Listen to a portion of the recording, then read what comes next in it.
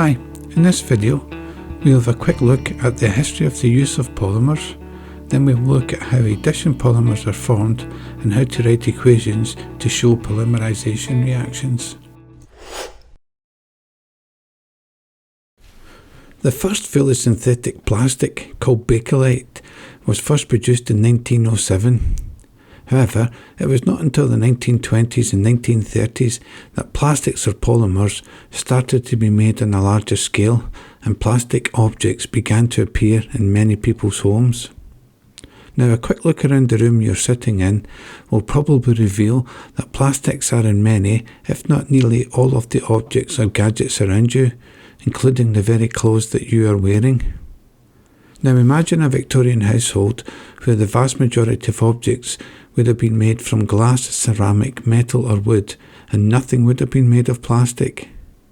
A quick glance through the images on screen shows that plastics began to be used in homes from the 1920s and 1930 onwards, and the use of plastics or polymers really took off in the 1950s and the 1960s, where plastics were marketed as the new wonder material and the material of the future. However, plastics today have a bit of a bad reputation due to the amount of environmental pollution they are causing. This is mainly as a result of careless disposal and poor recycling of many plastics or polymers. So what exactly are polymers or plastics? Well, polymers or plastics are huge covalent molecules made when lots of smaller molecules simply link or add together. Now, there are two general types of polymers. These two types of polymers are called addition polymers and condensation polymers. And in this video, we're only going to be looking at addition polymers. Now, addition polymers are formed when small molecules called monomers join or link together to form the new, much larger molecule. Now, these small molecules or monomers that link together to form the joint polymer are unsaturated alkene molecules. That is, they are molecules containing a carbon-carbon double bond, such as ethene or propene. However, by using lots of different alkene molecules, it is possible to make many different types of polymers or plastics. Polyethylene or polythene is perhaps the best known polymer or plastic material. It is made using the alkene ethene. Now, the presence of a carbon-carbon double bond in an ethene molecule makes it reactive. Now, it is possible to make many ethene molecules link or add together to form the polymer polyethylene. Here, the prefix poly simply means many or lots. However, each carbon atom in an ethene molecule already makes 4 covalent bonds and so cannot make a fifth bond and join or add to another ethene molecule. So instead, to start this polymerisation reaction, a chemical called an initiator is added, and this will start the polymerisation reaction by breaking the carbon-carbon double bonds in the ethene molecules. This means that each carbon atom now only makes 3 covalent bonds, and the ethene molecules can now link or add together to form the polymer polythene or polyethylene. This process where small unsaturated molecules add or join together is called addition polymerisation. In the example shown, 4 ethene molecules, or monomers, have joined together, but in reality it could be many thousands or even millions of ethene molecules that link together. Now, if you look carefully, you will see that there is a repeating unit which simply repeats to build up the polymer structure.